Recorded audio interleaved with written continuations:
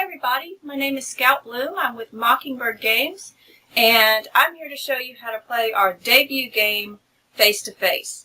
This is a card game for the whole family, about 2 to 4 players, and it takes around 30 minutes to play, up to 45 minutes.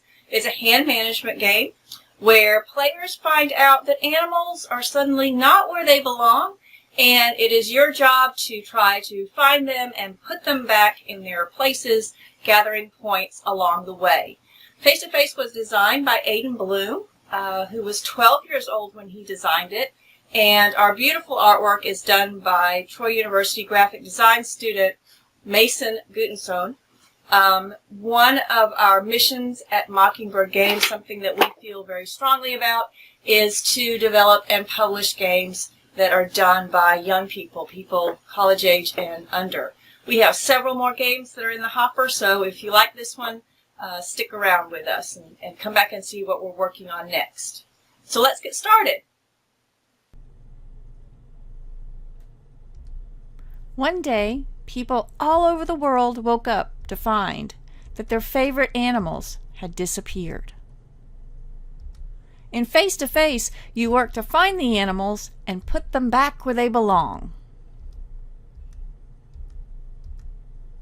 Face to Face is a points-based card game. Players earn points by finding matching pairs of animals in the cards and placing them in their correct locations. The game ends when the first player reaches 10 points. He or she wins. Or it can also end when the last face card is drawn.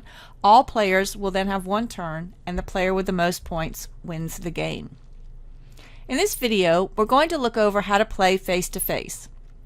We started with the goals of the game, so let's move on to the components and running through the basics of setup and play. Let's start with the components. Face to Face has 2 different decks of cards, place cards and face cards. The game also has player cards, which contain a brief summary of the most important rules, including turn options and scoring. It also has a list of all the places and the animals associated with those places for players' reference. There are 4 different place cards: Arctic, Savanna, Pasture, and Jungle. There are 5 each of these in the place card deck. Each place has 4 animals associated with it. Arctic has the orca, polar bear, penguin, and walrus. Jungle has the toucan, chimp, tiger, and frog. Pasture has the sheep, cow, horse, and pig. And Savanna has the giraffe, lion, elephant, and hippo. The face card deck each card has 1/2 of an animal, either the left or the right side. You can tell what place they belong to by the background of the card. The horse has the same background as the pasture place card, for example, so that's where it goes. Some of these face cards also have stars in their upper corners. These help you determine how many points a completed or matched pair, meaning a left and a right side together, is worth. If you have a matched pair with gold stars, that's worth 3 points. With silver stars, that's worth 2 points. With mixed stars or no stars, that's worth 1 point. Note that there's only one of each specific card in the deck. 1 gold star, left side of a horse, for example, if you're a card counter out there. There are also 6 different special cards in the deck, 4 of each one. We'll see how these are played more in a minute. The rat card, for example, can be played on an opponent's matched pair to negate those points. A wild card can be used to complete a match when you don't have the other half of an animal. The take an extra action card can be used to take an extra action, and the others, take a card from the player on your left or right and take a card from the discard pile, are pretty self-explanatory, but we'll go over them in a minute. Let's first go over how to set up the game. This demo will cover a 3-person game. There are no rule changes for 2 or 4-player games. First, shuffle the place and the face card decks and place them in the middle of the table so everyone has access to them. Give each player a player card. Next, determine who's going to go first. Players can either select this randomly or have the first player be the one who has the most animals. If there's a tie, go with the person who has the most exotic pet. Play then proceeds clockwise. Each player gets 1 place card and 4 face cards as their starting hand. And with this, you're ready to start. First, let's go over the actions you can take on your turn. Each player on their turn has a choice of a maximum of 2 actions that they can choose from. They can draw a card, put a card in play, trade a card, discard a card, or pass. Actions may be taken more than once in a turn. For example, a player could trade 2 cards during his or her turn. That would be both of their actions. So let's look at some sample rounds just to see how this works. We won't go through an entire game, just 3 rounds, enough to see what the rules of the actions are. So this is player 1's original hand as dealt to them. Original hands always have 1 place card, in this instance a pasture card, and 4 face cards, a combination of the animal halves and special cards. Generally, the cards in your hand should be kept secret from other players. For her turn, player 1 decides to use the put a card down action and puts the pasture card on the table. Place cards must always be put down before animal pairs can be put on them, so they'll have some place to go. Animals can only be put down together. In other words, as a matching pair. You have to have both sides to put them on a place card, and this just counts as a single action, even though it's 2 cards. You can't just put a single face card down. Each place card can hold 2 completed pairs. Player 1 then decides to use her second action to draw a card from the face card deck. It's the right side of the horse, so she now has a matched pair, meaning, again, a completed animal, left and right sides. But she's used up her 2 actions, so her turn is over, and she'll have to wait to do anything else. Here's player 2's original hand. Notice that he has a rat card.